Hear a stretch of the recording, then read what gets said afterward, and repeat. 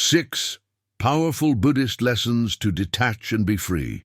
In a world constantly demanding our attention, attachment has become both a comfort and a prison. We cling to people, possessions, memories, and even the idea of who we think we are. The Buddha saw this with piercing clarity more than 2,000 years ago. He taught that the root of human suffering lies in our attachments, our desperate need to hold on to what inevitably changes. Detachment, therefore, is not about cold indifference, it's about liberation. It is the art of loving without clinging, of living without fear, of embracing without demanding permanence. To detach is to become free from the endless cycles of craving and aversion that dominate our minds. It is to understand that life flows and that peace is found not in control, but in acceptance. The following 6 Buddhist lessons illuminate the path toward that freedom. They do not teach escape from life, but deeper participation in it, free from the chains of expectation and the suffering of resistance. Let us begin this journey of inner release and discover what true freedom means when the heart learns to let go. Understanding impermanence, the foundation of freedom. The Buddha's first great insight was into the nature of impermanence. Everything changes, nothing stays the same. From the falling leaf to the beating heart, from the joy of youth to the silence of old age, everything is in motion. To cling to anything as though it were permanent is to invite suffering. The Buddha called this anicca, the truth of impermanence. Our attachments come from a refusal to see this truth. We want things to last, relationships, feelings, moments of happiness, but they never do. The pain we feel when they fade is not caused by the change itself, but by our resistance to it. The mind says, "This should stay," while reality says, "This must move on." Freedom begins when we stop fighting this movement.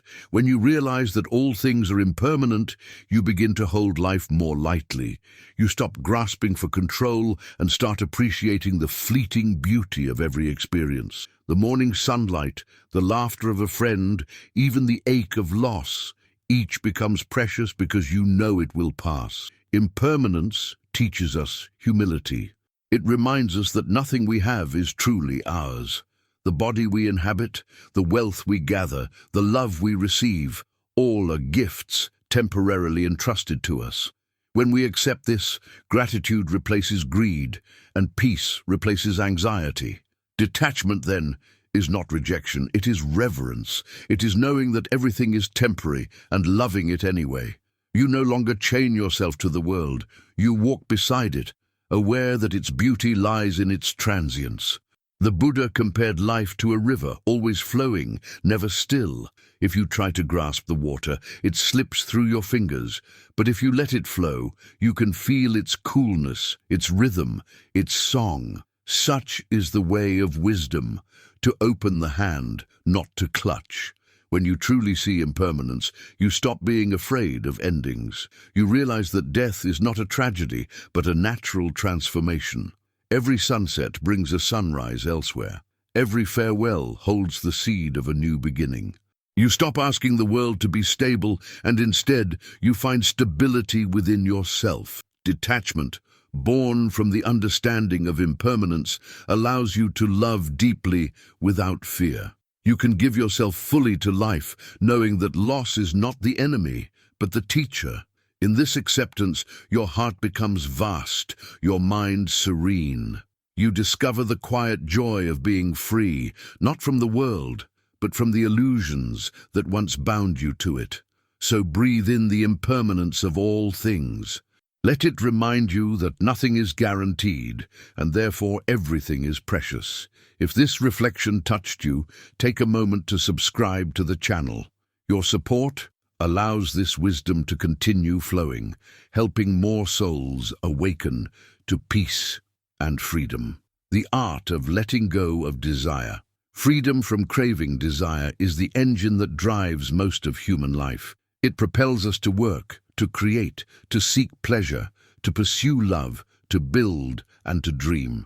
Yet this same force, if left unexamined, becomes the chain that binds us to endless dissatisfaction. The Buddha taught that craving, tanha, is the second noble truth, the root of suffering itself. He observed that it is not the world that torments us, but our ceaseless wanting of it to be other than it is. We suffer not because we lack, but because we crave. And when we do get what we crave, we cling to it in fear of losing it. Thus, even pleasure becomes tinged with anxiety. The art of letting go of desire does not mean abandoning all ambition or joy, but transforming our relationship with wanting itself. To live without craving is to live in peace. Desire arises naturally in the mind, like ripples on a pond. It begins as a thought, "I want this," and quickly grows into a storm if fed by attention and attachment.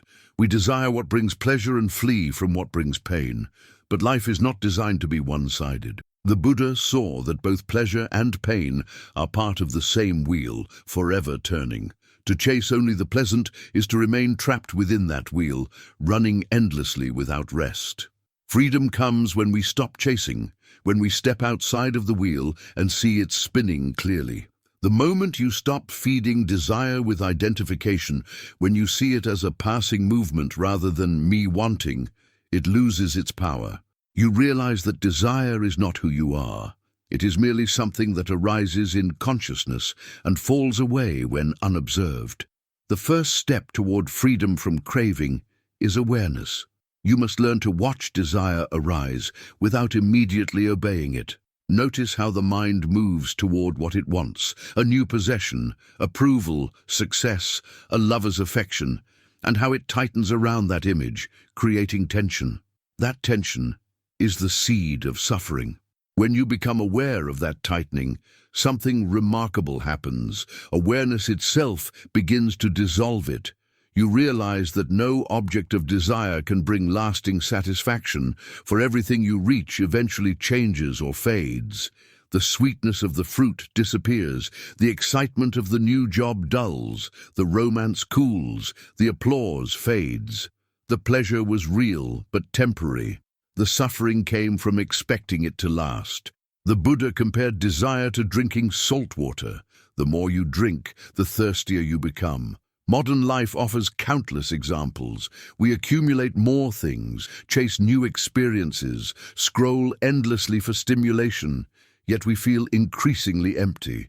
Each fulfillment is followed by a subtle void, which we rush to fill again. The cycle continues until we recognize the illusion that lasting happiness cannot be found in what comes and goes. True satisfaction is not in the next thing we acquire, but in the stillness that arises when wanting ceases. That stillness is not dull or lifeless. It is radiant, alive, and deeply peaceful. It is the peace of a mind that no longer begs the world for completion. Letting go of desire does not mean becoming passive. On the contrary, when you release craving, your actions become purer. You act not from lack, but from fullness. You can pursue goals, enjoy relationships, and engage in life wholeheartedly, yet without the desperation of attachment. The enlightened mind does not stop moving. It simply moves freely, without the compulsion of need. There is a profound difference between action born of inner peace and action born of inner emptiness. The first is effortless and compassionate. The second is restless and grasping. One creates harmony, the other conflict. The Buddha's teaching points us toward the first, toward the simplicity of acting without craving, of being without clinging.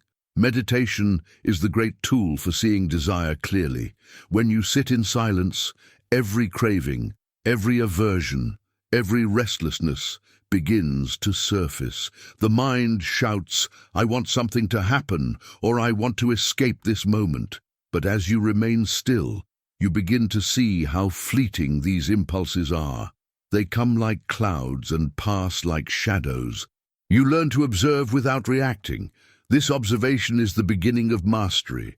It reveals the truth that desire is not a command, but a suggestion.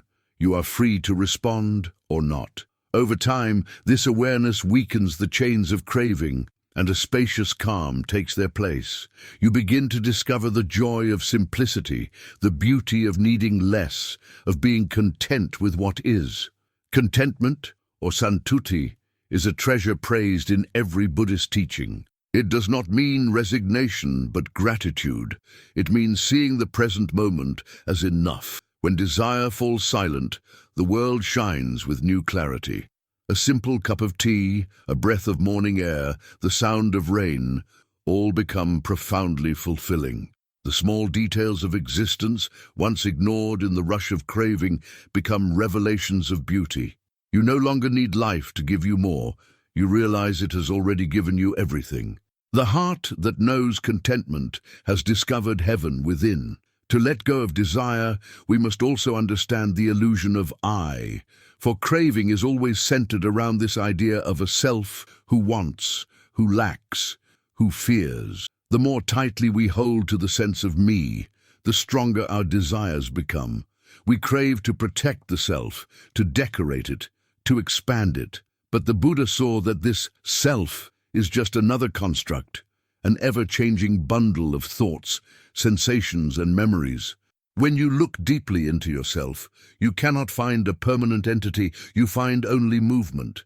And when the illusion of I begins to dissolve, so too does the hunger that sustains craving. Who is there to crave when the boundaries of self have softened? Desire withers in the light of such understanding, replaced by compassion and equanimity. Freedom from desire is not repression. Repression is resistance, and resistance is another form of attachment. The path is not about forcing yourself not to want, but about seeing the nature of wanting so clearly that it loses its pull. You allow desire to arise and pass without making it your master. It is like watching a wave rise and fall on the ocean of awareness. You do not chase it, you do not fight it, you simply watch. The ocean remains vast and undisturbed, no matter how many waves appear. When your mind becomes like that ocean, no craving can enslave you. There is profound joy in simplicity. The Buddha lived with almost nothing, yet radiated peace. His happiness was not built upon possessions, but upon clarity. He had let go of the fever of desire, and in doing so, discovered the vast stillness that is our true nature. In a world obsessed with accumulation, this teaching is revolutionary. To own less, to want less, to need less. This is not deprivation, but abundance. It is abundance of peace, time, and inner space. When you stop seeking outside, you find that everything you truly need was within you all along. This is the paradox of detachment. By letting go, you gain everything that matters. Desire feeds on comparison. The mind says, I want what others have, or I should be more successful, more beautiful, more admired. This comparison poisons peace. The Buddha taught that envy and jealousy arise from ignorance of our shared nature. When you see that all beings are expressions of the same consciousness, comparison becomes meaningless. The success of another no longer diminishes you. Their joy becomes your joy. You begin to rejoice in the happiness of others, a practice known as mudita. It is the antidote to envy. When you cultivate this joy, the fire of craving cools. You stop competing and start celebrating. The world becomes a field of blessings rather than a battleground of desires. Another root of craving is fear. We desire because we fear emptiness. The thought of nothingness terrifies the mind, which clings to experiences, relationships, and identities to fill the perceived void. But the Buddha taught that this emptiness, shunyata, is not absence, but infinite potential. It is the spaciousness from which all things arise. When you rest in that emptiness through meditation, you realize that nothing is missing. The fear dissolves, and with it, the desperate need to fill yourself with externals. You discover a fullness that cannot be diminished or enhanced by circumstance. This is the freedom the Buddha pointed to. Not the freedom to have whatever you want, but the freedom from needing anything to be whole. Letting go of desire is also the art of trusting life. The more you cling, the more you assume that you must control everything to be safe. But control is an illusion. The river of existence flows with or without your effort. When you surrender the illusion of control, you align yourself with the natural rhythm of the universe. You act when action is needed, rest when rest arises, and allow things to unfold in their time. This surrender is not weakness, it is wisdom. The great Zen masters often said, "Let go and you will see." When you release your grip, you discover that life was always carrying you, not the other way around. The teachings of detachment also illuminate love. Most of what we call love is entangled with craving. We desire the other person to behave in a way that fulfills us, to stay, to give us comfort, to make us feel whole. Such love inevitably leads to pain. For the moment they change, withdraw, or leave, our illusion shatters. True love, however, is free from possession. It does not cling or demand, it allows the other to be as they are. When you love without craving, love becomes vast, unconditional, and fearless. It is not bound by time or expectation. The Buddha's compassion was of this nature, boundless and detached, like the sun that shines on all without preference. In daily life, practice detachment by observing your desires in small moments. When you crave recognition, pause and ask, who is it that needs to be seen? When you crave pleasure, notice how the mind imagines fulfillment in the future, but resists the simplicity of now. When you feel dissatisfaction, look closely. Is it reality that is lacking, or your idea of what reality should be? This inquiry begins to loosen the knots of craving. Over time, the fire cools, the restlessness fades, and you find yourself at ease with what is. You begin to taste the quiet joy of freedom, the joy of simply being. In the silence of non-craving, creativity flourishes. You begin to act from inspiration rather than compulsion. The artist paints not to be praised, but because the act of painting is itself joy. The musician plays not to be famous, but because music flows naturally through them. When desire ceases, expression becomes pure, effortless, sacred. You return to the state of innocence that the Buddha called original mind, a mind untangled from grasping, open and clear like the morning sky. Ultimately, the art of letting go of desire is the art of awakening. When the mind is no longer driven by craving, it becomes still enough to perceive truth. The world appears as it truly is, fluid, interconnected, impermanent, yet radiant. You see the dance of existence without trying to own the dancer.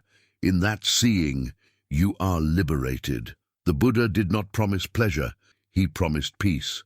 And peace is not found by satisfying desire, but by understanding it and letting it pass. As a flame consumes its fuel and fades, so too does craving vanish when its illusions are seen through. What remains is serenity, the still flame of awareness itself. Freedom from craving is not something achieved overnight. It unfolds gradually, through mindfulness, patience, and compassion toward yourself. The path is not about perfection, but presence. Each time you observe a desire, without being enslaved by it, you take a step toward freedom. Each time you choose contentment over consumption, peace deepens. And as peace deepens, desire loses its hold. One day, you will realize that you no longer need the world to behave according to your wishes. You are free to love it as it is. That moment is enlightenment in its simplest form, a quiet heart in harmony with life. So let this lesson remind you, happiness is not found in the fulfillment of desire, but in the end of craving. When you stop chasing, the mind becomes still enough to hear the subtle music of existence. That music has always been playing, beneath the noise of wanting. When you listen, you realize you were never incomplete. If this teaching resonated with you, take a moment to subscribe to the channel. Your support allows these timeless truths to reach more hearts seeking peace and freedom. The middle path, living beyond extremes. The Buddha's discovery of the middle path is one of the most profound contributions to human understanding of peace. Before enlightenment, he lived two extremes. First, a life of indulgent pleasure in the palace, surrounded by comfort, luxury, and every sensory delight. Later, a life of extreme austerity, starving himself, denying his body, and pushing beyond pain in search of spiritual liberation. Yet neither extreme brought him freedom. In both pleasure and pain, he found the same bondage, the same clinging to outcomes, the same resistance to what is. It was only when he let go of both extremes, sitting quietly beneath the Bodhi tree, that he realized the truth. Balance is the way. The middle path is not moderation as society defines it, but a deep harmony that arises when one is no longer swinging between craving and aversion, indulgence and denial, excess and deprivation. It is the state of inner equilibrium where peace replaces the storm of extremes. The middle path is the antidote to the human tendency to live reactively. We swing from one side to the other, chasing pleasure when we are in pain and seeking control when we feel lost. We tell ourselves we must have everything or renounce everything, be someone or be nothing. But the Buddha's wisdom whispers, neither this nor that. And it teaches us to dwell in the space between, where we can see both sides clearly and not be possessed by either. This is not indecision. It is clarity born of detachment. The mind that clings to extremes is always tense, always searching, always identifying with one side of the polarity. But the one who walks the middle path understands that both light and shadow belong to the same truth, that to deny one is to remain blind to the whole. The middle path is a path of awareness. It means meeting each moment as it is, without falling into the traps of indulgence or repression. When pleasure arises, we experience it fully, but without clinging. When pain arises, we acknowledge it, but without running away. To walk this path, you must learn to observe your own pendulum, the movements of your thoughts, emotions, and desires. You may notice how often you seek comfort when uncomfortable, or how quickly you condemn yourself when you fail. The mind is always leaning toward what it likes and away from what it fears. The middle path invites you to stop leaning, to stand upright in stillness. In that stillness, wisdom emerges. You see that joy and sorrow, gain and loss, praise and blame, all are transient movements on the surface of consciousness. Beneath them lies the quiet balance of the awakened mind. This balance does not mean the absence of passion or feeling. The Buddha was not cold, he was deeply compassionate. The middle path allows for the full expression of life, but prevents identification with any single state. You can love deeply without drowning in attachment. You can work diligently without being enslaved by ambition. You can rest without falling into laziness. You can care for the world without being consumed by its suffering. This balance is not mechanical, it is alive, flexible, responsive. Like a musician tuning an instrument, you learn to keep the strings of your being neither too tight nor too loose. In this harmony, every action, every thought, every breath becomes part of a symphony of mindfulness. The modern world pulls us toward extremes constantly. Society praises overachievement, constant stimulation, and the pursuit of more. At the same time, there is a countercurrent that glorifies withdrawal, rejection of material life, and escape from the world. Both are illusions. The Buddha's teaching cuts through them like a sword. He showed that true liberation lies not in fleeing the world, nor in being possessed by it, but in understanding it. The middle path is not a compromise, it is transcendence. It rises above the opposites, seeing them as two sides of one reality. When you begin to live this way, life loses its sharp edges. You no longer need to prove, fight, or flee. You simply are, present, aware, at peace. To live beyond extremes is to live without opposition to yourself. So much of our inner conflict arises because we divide our nature. We label one part good and another bad. We exalt discipline but reject desire. We admire spirituality but despise weakness. Yet the Buddha understood that all aspects of human experience have their place. Suppression only creates tension. To deny desire is to give it more power. To deny the body is to separate from life. The middle path unites rather than divides. It teaches you to integrate body and mind, desire and wisdom, action and stillness. Each has its role. When balanced, they form the foundation of wholeness. You do not need to destroy any part of yourself to be free. You only need to see each part clearly, without attachment. Walking the middle path requires mindfulness, sati, the awareness of what is happening within and around you. Mindfulness acts as a mirror that reflects extremes before they capture you. When anger arises, mindfulness sees it and prevents it from becoming hatred. When pleasure arises, mindfulness enjoys it without falling into craving. This awareness keeps you in the middle, grounded in the present. In truth, the middle path is not a destination. It is a way of moving through life moment by moment. It is dynamic, fluid, and endlessly adaptable. Like a river flowing between two banks, you remain centered while the currents of existence continue to flow. You are not resisting life, you are flowing with it consciously.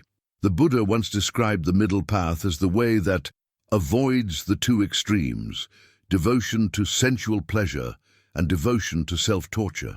He taught that both lead to suffering because both are rooted in ignorance. Pleasure-seeking blinds us to impermanence. Self-denial blinds us to compassion.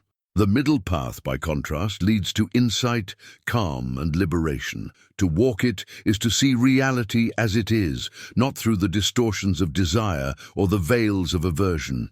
You begin to live not according to the habits of the mind, but according to the truth of the moment. This is the freedom of balance. You no longer need the world to give you stability because you have found it within. To truly embody the middle path, one must understand moderation not as a limitation, but as a form of wisdom. The word moderation often sounds dull to a world addicted to extremes, yet in spiritual life, it is the golden mean that allows endurance and depth. The middle path gives space for joy and space for sorrow. It honors the physical needs of the body without becoming their slave. It respects the spiritual longing of the heart without rejecting the material world. When lived this way, the middle path becomes not a restriction, but a liberation from extremes that exhaust the soul. You realize that peace has nothing to do with how much or how little you have. It has to do with your relationship to what is. There is a great story in the Buddhist scriptures about a monk who approached the Buddha, complaining that his meditation was not progressing. The Buddha asked him, "When you were a musician before you became a monk, what happened when you tightened the strings of your instrument too much?" The monk replied, "They would snap." "And what happened if you left them too loose?" "They would not play." The Buddha smiled and said, "In the same way, too much tension leads to struggle. Too little effort leads to dullness. The right tuning leads to harmony. That is the middle path. Not too much, not too little, but just enough. It is the wisdom of knowing when to act and when to rest, when to speak and when to be silent, when to hold on and when to let go. The middle path also applies to our inner judgments. Many spiritual seekers fall into the trap of striving too hard to be good. They measure their progress, condemn themselves for failures, and chase after enlightenment as if it were a prize. But striving too hard is just another form of attachment. The Buddha did not attain enlightenment by chasing it. He awakened by letting go of the chase. The middle path is about effort without strain. It is gentle, patient, and compassionate. You do what needs to be done, but you are not obsessed with results. You allow growth to unfold naturally, like a flower opening to sunlight. This is the great secret of spiritual maturity. Freedom arises when you stop forcing it. In relationships too, the middle path is invaluable. When we love, we often swing between possessiveness and detachment, between clinging and avoidance. The middle path teaches us to love fully but freely, to give without expectation, to receive without fear. True love exists not in extremes, but in balance, caring deeply while allowing space, being present without control, accepting change with grace. This kind of love is sustainable because it flows from wisdom rather than desire. It sees the impermanence of all things and still chooses to love. Such love does not break when circumstances change because it was never built on possession. It was built on understanding. Even in how we pursue knowledge and faith, balance is essential. Some rely solely on logic, dismissing what cannot be measured. Others abandon reason entirely, clinging to blind belief. The Buddha warned against both. He encouraged inquiry. Do not believe anything merely because it is spoken by another. Test it as gold is tested by fire. The middle path between skepticism and faith is open-minded wisdom, the courage to question and the humility to admit what we do not know. This kind of mind is free, flexible, and awake. It does not cling to dogma or ideology, but flows with truth wherever it is found. That is the essence of detachment. Not rejecting, not clinging, but understanding. Walking this path also means accepting the middle ground between success and failure. We live in a world obsessed with achievement, where our worth is measured by outcomes. But the Buddha taught that both success and failure are illusions, two sides of the same impermanent coin. When you are attached to success, you live in fear of failure. When you cling to failure, you fear never rising again. The middle path allows you to act wholeheartedly and accept whatever comes. You do your best, knowing that all results are temporary. The joy is in the doing, not the achieving. This freedom transforms every action into meditation. You cease to be tossed by life's waves and begin to surf them with grace. The middle path also frees us from the tyranny of opinions. We cling fiercely to being right and reject anything that challenges our beliefs. But in truth, the world is too vast for absolute certainties. Every perspective is partial, every belief shaped by context.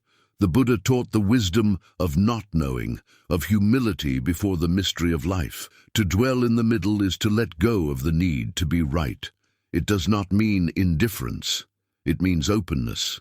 You can hold your views lightly, with curiosity rather than aggression. This creates space for dialogue, for compassion, for genuine understanding. The mind that is not fixed is free to learn, to grow, to see. The middle path, when practiced deeply, becomes a way of perceiving reality itself. You begin to see that all dualities, good and evil, light and dark, joy and sorrow, are inseparable. They define and sustain each other. To cling to one and reject the other is to reject the wholeness of life. The enlightened mind embraces both. It sees the sacred in every form, the unity behind every contrast. When you realize this, you stop struggling against existence. You no longer ask life to be only pleasant or only easy. You meet it as it is. In that acceptance, the heart opens fully, and the peace that arises is not fragile, but unshakable. The Buddha once said that his teaching is like a raft, useful for crossing the river of suffering, but not something to carry on your back afterward. Even his own words are not meant to be clung to. That too is the middle path, to use teachings, tools, and practices wisely, but to release them when they have served their purpose. Many seekers get trapped in attachment to spiritual methods, believing that the form itself is sacred. But the Buddha reminded us that truth is beyond all forms. The path is a finger pointing to the moon. It is not the moon itself. When you walk the middle path, you know when to hold on and when to let go. Ultimately, the middle path is about living in alignment with the natural rhythm of existence. It is not about perfection, but harmony. The trees do not strive to be taller. They simply grow. The sun does not force its light. It shines. When you are balanced, life flows through you effortlessly. You act without resistance, speak without deceit, rest without guilt. You become like the wind, gentle yet powerful, invisible yet present. This is the fruit of detachment, a freedom so vast it cannot be shaken by the rise and fall of circumstances. You no longer need to escape life because you have learned to live at its center. When the Buddha first taught the middle path to his 5 disciples, he said it leads to wisdom, to insight, and to peace. That promise still holds. In every moment the choice is before you, to swing between extremes or to rest in balance. The path is subtle, quiet and simple, but its power is infinite. When you walk it sincerely, suffering begins to dissolve. You see the futility of grasping, the illusion of opposition, the unity of all things. The middle path is not just a teaching, it is a way of being that allows the truth to reveal itself. And so, if you find yourself tired of the pendulum, tired of swinging between too much and too little, between craving and denial, pause, breathe, return to the middle. There you will find what the Buddha found under the Bodhi tree. Not something new, but something that was always within you. The quiet freedom of balance, the peace that does not depend on conditions. It is the middle that holds the world together, and when you dwell there, you too become whole. If this teaching spoke to your heart, take a moment to subscribe to the channel. By doing so, you help spread these timeless truths to more souls seeking peace, balance, and freedom. Non-attachment to thoughts, the mind as a mirror. The most intimate prison is the one built inside our own minds. Every thought we cling to, every belief we defend, every story we repeat about who we are, becomes another bar on that invisible cage. The Buddha understood that suffering is not created by the world itself, but by the way we think about the world, by the interpretations, expectations, and identifications we attach to the ceaseless flow of mental phenomena. The mind is a wondrous tool, capable of reflection, creation, and insight, but when left untamed, it becomes a restless storm, binding us in illusions of I, mine, and should. The practice of non-attachment to thoughts is not about stopping the mind, nor about rejecting thinking altogether, but about realizing that you are not your thoughts. You are the awareness that observes them, the still mirror in which they arise and fade. When we begin to meditate or simply pay attention to our minds, we quickly see how uncontrolled they are. Thoughts arise endlessly, uninvited, like waves on an ocean. They leap from past to future, from fear to fantasy, weaving stories that seem so real we mistake them for truth. One moment you are remembering something painful that happened years ago, and suddenly your body tenses as if it were happening now. Another moment you are imagining a future success or failure, and your heart races with excitement or anxiety. The body reacts to what is not present. The mind rules like a tyrant.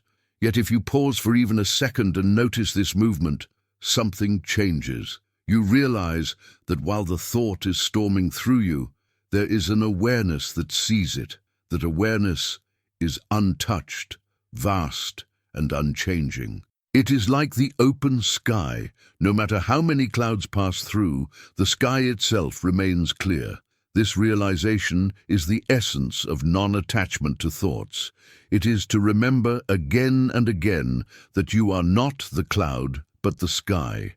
You are not the storm, but the space that holds it. In daily life, this understanding is revolutionary. Every time you identify with a thought, I am not good enough, this should not be happening, they shouldn't treat me this way, you give it power.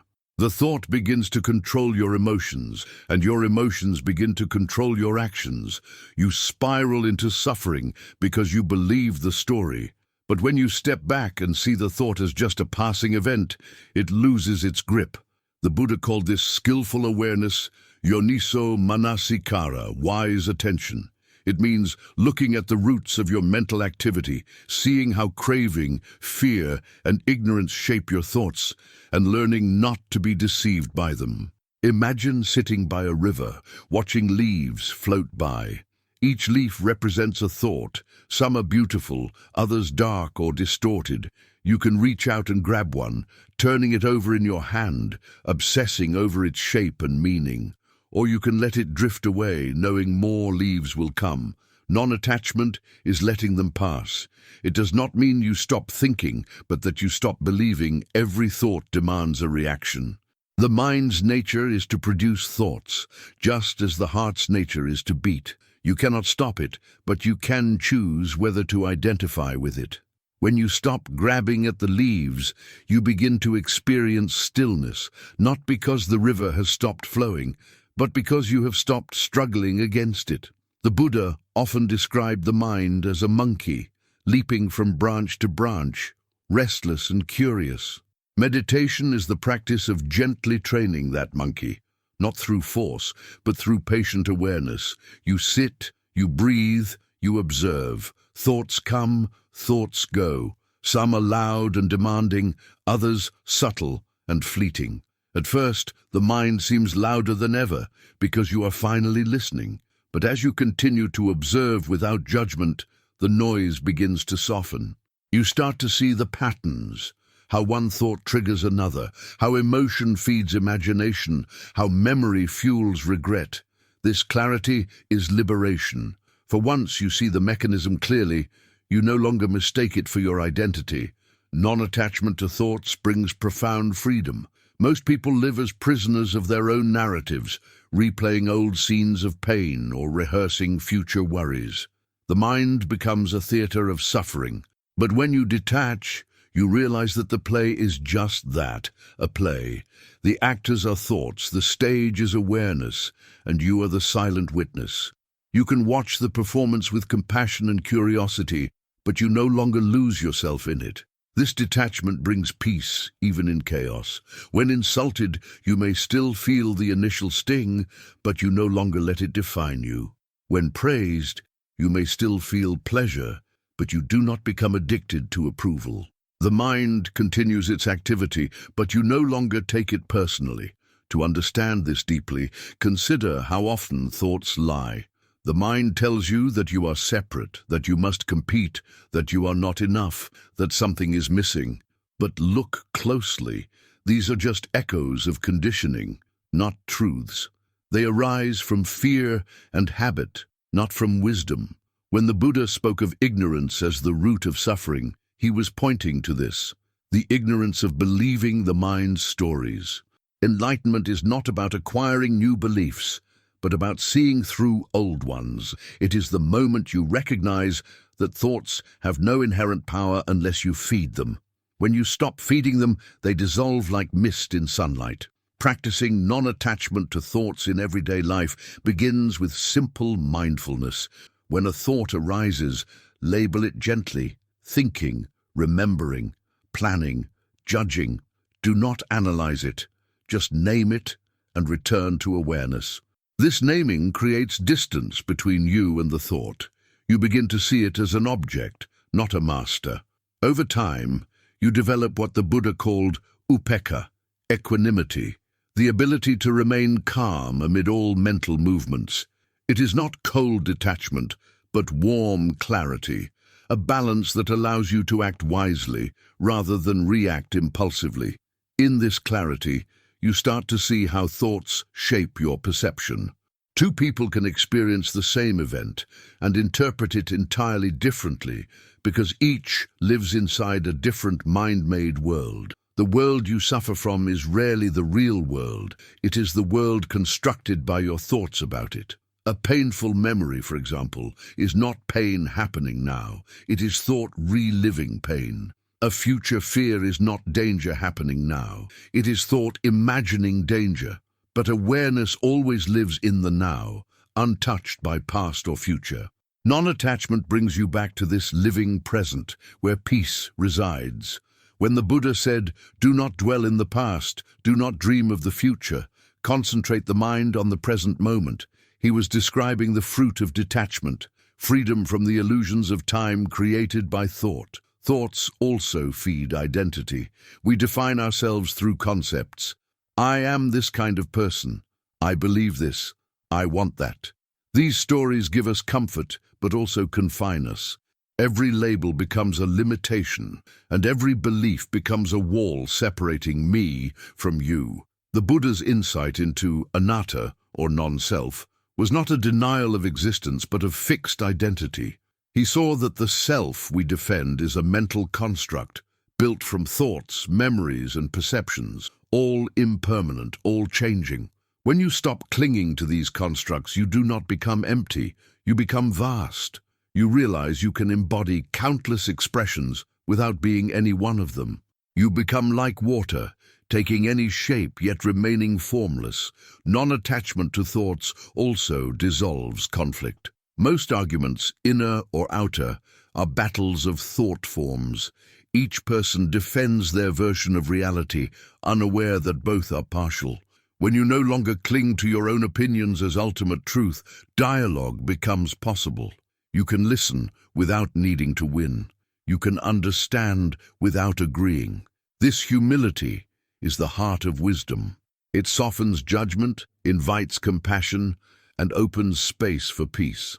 When the Buddha taught right speech, he was teaching communication free from attachment to the mind's need to dominate or prove. Such speech heals rather than divides. It is important to remember that non-attachment does not mean suppressing thoughts. Suppression only strengthens them. If you try to force silence upon the mind, it rebels. The path is one of understanding, not control.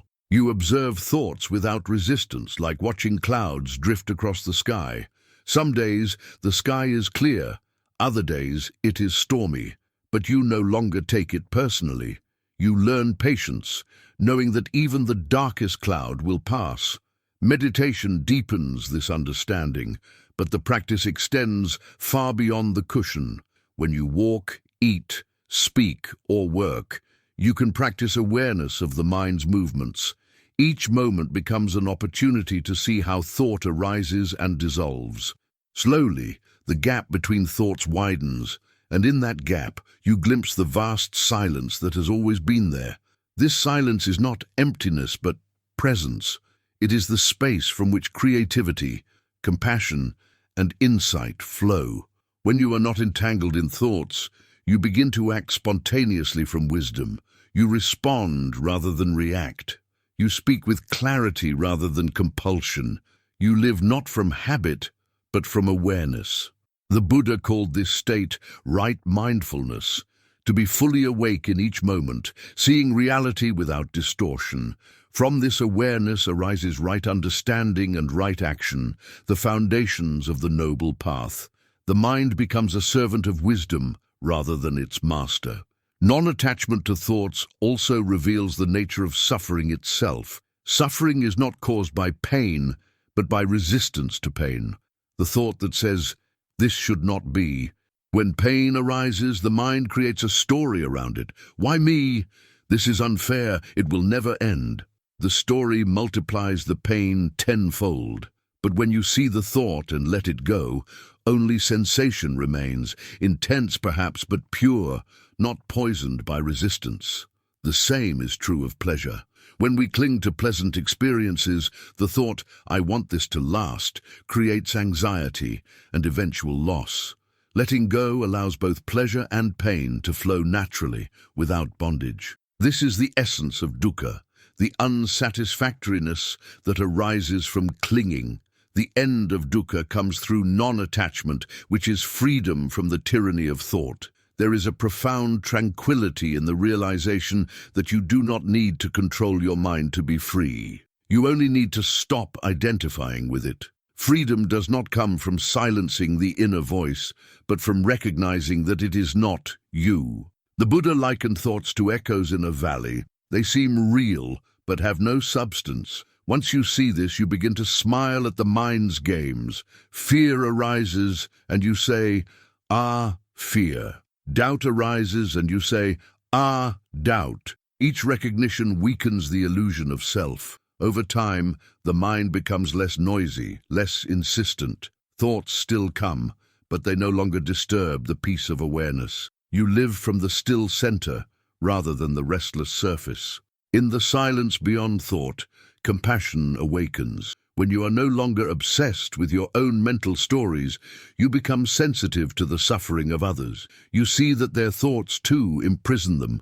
Anger, greed, and ignorance are not enemies, but symptoms of confusion. This understanding gives rise to compassion, not judgment. You help others, not because you are superior, but because you see their pain as your own. This is the natural flowering of a mind free from attachment. It becomes kind, gentle, and wise. The Buddha's enlightenment itself was the ultimate expression of non-attachment to thought.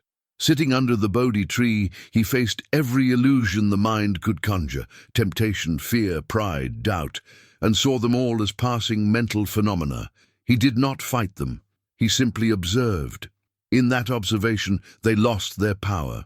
The storm of thought ceased, not because it was forced into silence, but because he no longer identified with it. In that stillness, he awakened to the truth that all things are empty of self, interdependent, and ever-changing. That awakening is available to anyone who learns to see the mind as it truly is, impermanent, insubstantial, and transparent. Non-attachment to thoughts transforms even ordinary life into meditation.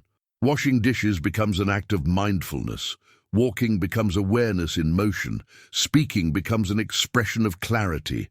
You begin to live not as a slave to thinking, but as a witness to life unfolding. The mind still plans, remembers, and creates, but now it serves you rather than rules you. You are no longer lost in thought, but present in being. This is what the Zen masters mean when they say, before enlightenment, chop wood, carry water. After enlightenment, chop wood, carry water. The outer actions remain the same, but the inner attitude has changed. You move through the world as awareness itself, unattached, at peace. In the end, to be non-attached to thoughts is to awaken to your true nature. Beneath all thinking lies the silent awareness that has never changed since you were a child. The same presence that watches the clouds drift, that feels the breeze on your skin, that hears the distant hum of life. That awareness is not born and does not die. It is not bound by words, roles, or identities. It is pure, infinite consciousness, the ground of being. The Buddha called it nirvana, the extinguishing of the fires of craving and delusion. It cannot be found by thinking because it is what you are before thought. When you rest in that, even for a moment, the world appears radiant, whole, and free. So let your thoughts come and go like wind through the trees. Do not fight them. Do not follow them. Simply witness them from the stillness of awareness. That stillness is your true home. From there, nothing can bind you, for nothing can separate you from what you already are, the unshakable peace of the awakened mind. If this reflection resonated with you, take a moment to subscribe to the channel. Your support helps this wisdom reach more people seeking inner stillness, clarity, and liberation. Compassion and detachment. Loving without clinging to understand true detachment. One must understand love. Without love, detachment becomes cold, distant, and lifeless. Without detachment, love becomes possessive, anxious, and painful. The Buddha's teaching on compassion, or karuna, is not separate from his teaching on non-attachment. They are two wings of the same bird, both required to fly freely. Compassion gives warmth to wisdom, and detachment gives clarity to love. The union of these two creates what the Buddha called boundless heart, a love that flows freely without demand, without fear, without condition.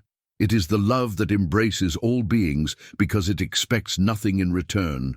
It is the love that sees others not as extensions of the self, but as reflections of the same truth. This lesson is the essence of liberation, to love without clinging, to care without control, to give without losing oneself. When most people hear the word detachment, they imagine indifference.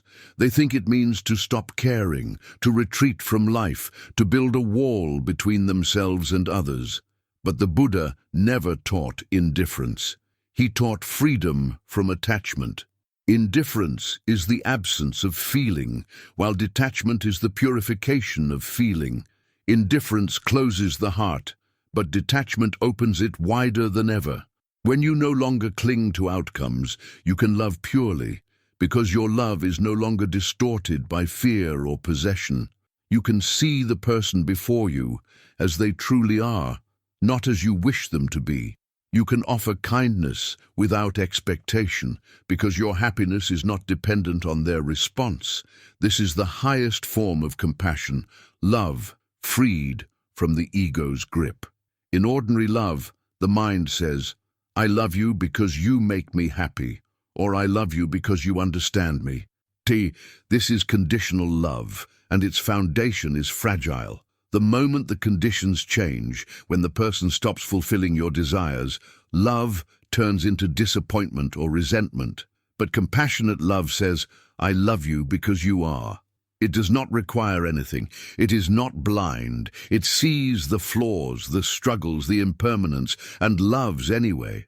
It is not attached to the form of the person, but connected to their essence, the same consciousness that exists in all beings. When you love this way, loss no longer destroys you, because your love was never based on possession. You realize that true love is not something you get from another. It is something you are. It flows naturally when the self-centered mind quiets. The Buddha taught 4 immeasurables: loving kindness, metta, compassion, karuna, sympathetic joy, mudita, and equanimity, upekkha. Together, they form the heart of enlightened love. Loving kindness is the wish for all beings to be happy. Compassion is the wish for all beings to be free from suffering. Sympathetic joy is the ability to rejoice in others' happiness. And equanimity is the calm balance that prevents attachment and aversion from corrupting love. When these 4 qualities mature together, love becomes vast, impartial, and fearless. It is no longer confined to family, friends, or tribe. It radiates in all directions. The heart becomes like the sun. It shines on all without discrimination. This is compassion, infused with detachment, love without boundaries or expectations. Detachment deepens love because it removes fear. Most of our attachment in relationships comes from fear of abandonment, fear of being alone, fear of losing what we cherish. We hold on tightly, thinking that clinging will preserve love, but clinging suffocates it. Love cannot breathe where there is possession. To truly love, you must allow others their freedom, even the freedom to leave. This does not mean apathy, it means trust. You trust the natural flow of life, knowing that nothing real can be lost. When you stop fearing loss, you begin to experience love as an infinite resource, not a fragile possession. You give freely because you no longer believe you can run out. The Buddha called this appamana, boundless love, which cannot be diminished by time or circumstance. Imagine holding a butterfly. If you grip it too tightly, you crush its wings. If you open your hand, it may rest there peacefully, or it may fly away. Detachment is the open hand. It allows beauty to exist without ownership. It does not force. It does not demand. It trusts the nature of life to take its course. When love is held this way, it becomes serene. You are no longer tormented by the need to control outcomes. You can watch someone you love walk their own path, make their own mistakes, and grow in their own way without trying to interfere. This is not neglect. It is the highest respect for their soul's journey. You realize that every being must find their own awakening, just as you have to find yours. Compassion sees this and supports it without attachment. The paradox of detachment is that it makes love more genuine. When you stop trying to possess, you begin to truly see. When you stop expecting, you begin to truly give. Most suffering in relationships comes not from love itself, but from attachment disguised as love. We say, "I love you," but what we often mean is, "I need you." We seek completion through another, but no one can complete us. The Buddha taught that the root of suffering is craving, and craving in relationships is the craving for emotional permanence. We want the other person to always be there, always feel the same, always fulfill our needs. But people, like all things, are impermanent. When we resist this truth, pain is inevitable. When we accept it, love transforms into compassion. We stop clinging to forms and start loving essences. Detachment also transforms how we handle pain. When someone we love suffers, our first reaction is often to absorb their pain, to feel responsible for fixing it. But this kind of empathy, without wisdom, quickly leads to burnout. Compassionate detachment allows you to care deeply without drowning. You understand that you cannot remove another's suffering, but you can be present with them in it. You can offer kindness, understanding, and strength, but you do not confuse your peace with their pain. You become like a steady flame that warms without being extinguished by the wind. This balance is what allows great healers and spiritual teachers to serve without being overwhelmed. The Buddha's heart encompassed all beings, yet he remained serene because he saw that suffering arises from causes and conditions that each being must awaken to for themselves. Compassionate detachment also extends to yourself. Many people mistake self-compassion for indulgence or weakness, but true self-compassion is the recognition that you too are a being on the path, learning, stumbling, and growing. When you detach from the harsh voice of self-judgment, you open space for healing. You begin to see your mistakes not as failures, but as lessons. You stop clinging to the identity of the one who should be perfect, and instead embrace your humanity. This is one of the most powerful forms of detachment, releasing the story of who you think you must be. The Buddha did not ask us to be saints, but to be awake. Awakening includes compassion for all parts of ourselves, even those we once rejected. To love without attachment requires mindfulness. You must watch the mind's movements carefully. When love arises, notice how quickly the mind begins to grasp. I hope they stay. I want this to last. I can't lose this. Each of these thoughts tightens the chain of attachment, but if you observe them without judgment, they dissolve. You see them for what they are, fear disguised as affection. As awareness grows, your love becomes purer. It is like water, clear, refreshing, flowing freely. It nourishes without holding. The Buddha often compared compassion to the rain that falls on all things equally without preference. When you love in this way, you become a channel for universal kindness rather than a seeker of personal satisfaction. There is also a profound link between detachment and forgiveness. When you cling to resentment or anger, you remain tied to the person who hurt you. You carry their shadow wherever you go. Detachment frees you from that burden. Forgiveness is not about denying the wrong done, but about releasing your identification with the pain. You stop feeding the thought, "they hurt me," and instead see the larger truth, that everyone acts according to their level of awareness. Compassion understands this and lets go. You may still protect yourself, set boundaries, and choose wisely whom to trust, but you do so without hatred. Hatred is attachment in disguise. It binds you to what you reject. Detachment liberates you from that cycle. Forgiveness, born of compassion, becomes the natural expression of freedom. The Buddha's own life is the greatest example of compassionate detachment. After his enlightenment, he spent 45 years teaching, surrounded by all kinds of people, kings, beggars, murderers, seekers. He loved them all, but he was not attached to any of them. When his closest disciples left him, he remained serene. When people misunderstood or criticized him, he remained kind. When his followers worshipped him, he remained humble. His compassion flowed like an endless river, yet he was free from the turbulence of personal desire. He knew that each being must walk their own path to awakening. His love was like the moon, cool, steady, illuminating, yet untouched by the clouds that passed beneath it. In our own lives, compassionate detachment is tested in moments of loss. When someone we love dies, the pain feels unbearable.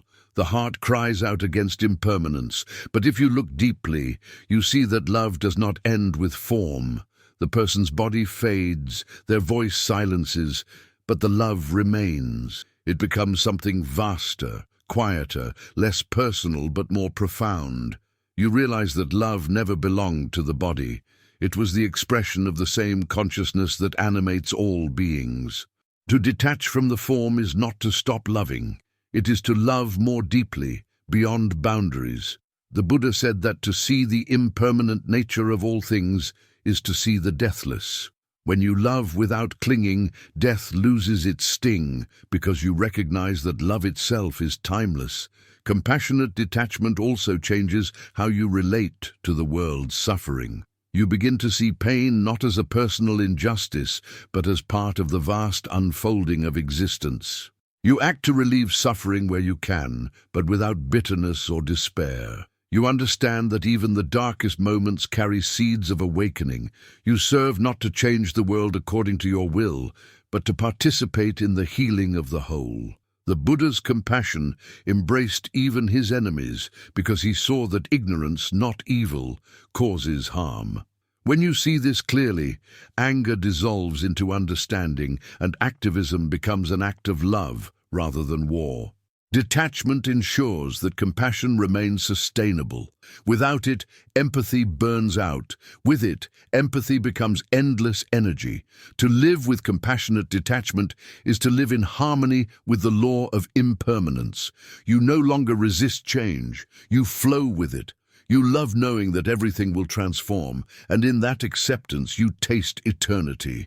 Your relationships become lighter, yet more meaningful, because you no longer measure them by duration or outcome, but by presence and sincerity. You give yourself fully to each moment, and when the moment ends, you release it with gratitude. This is how the enlightened ones live, in total engagement, total surrender, and total freedom. The practice begins small. Start with yourself and those closest to you. When you feel the urge to control or possess, breathe and let it soften. When fear of loss arises, remind yourself that nothing truly loved can ever be lost. It merely changes form. When anger or disappointment visits, see them as signs of attachment, not as proof of love's failure. Love does not hurt, attachment does. Over time, you will feel a shift. Relationships become less dramatic but more profound. Emotions become less turbulent but more real, and your heart becomes both tender and unbreakable. Compassionate detachment does not make you less human. It makes you fully human. You still feel, you still care, but you are no longer enslaved by feeling. You move through joy and sorrow with grace. You can hold someone's hand without needing to own it. You can stand by someone's side without needing to control their steps. You can say goodbye without closing your heart. This is not detachment from life, but unity with it. You see yourself in all beings, and because of that, you love everything while clinging to nothing. That is the Buddha's love, limitless, fearless, and free. In this freedom, you discover the deepest peace of all. The heart that no longer clings cannot be broken. The love that no longer seeks cannot be lost. You realize that the essence of compassion is not emotion, but understanding. You understand that every being, no matter how lost or cruel, is searching for the same peace you have found. This understanding makes forgiveness natural, patience easy, and kindness spontaneous. You become a vessel for love that expects nothing and gives everything. And when you live this way, you begin to see the world as the Buddha did, not as a battlefield of desires, but as a garden of awakening. Every encounter becomes sacred, every loss becomes a teacher, every moment becomes an opportunity to love more freely. You stop asking, "What will I get?" and begin asking, "How can I serve?" This is the ultimate fruit of detachment, not withdrawal from the world, but the capacity to be fully present in it, unbound by fear or craving. You become a mirror of the universe's compassion, reflecting peace wherever you go. To love without attachment is to awaken to your true nature, the nature that is love itself. When the boundaries of self dissolve, what remains is the heart of the world beating through you. You love not as a person loves, but as life loves. You forgive not as a moral act, but as a natural response of understanding. You give not as a sacrifice, but as an overflowing. The Buddha once said, "As a mother protects her only child with her life, so should one cultivate boundless love toward all beings." This is not an instruction of sentiment, but of awakening. To live this way is to be free. So let your love flow like the river, steady, open, and unattached. Let it nourish all it touches, yet never be contained. Let it reflect the wisdom of impermanence and the strength of peace. In the union of compassion and detachment, you will discover the highest freedom, the freedom to love all things and cling to none. If this teaching brought peace to your heart, take a moment to subscribe to the channel. Your support helps spread these timeless Buddhist lessons to others, seeking to awaken to compassion, freedom, and truth.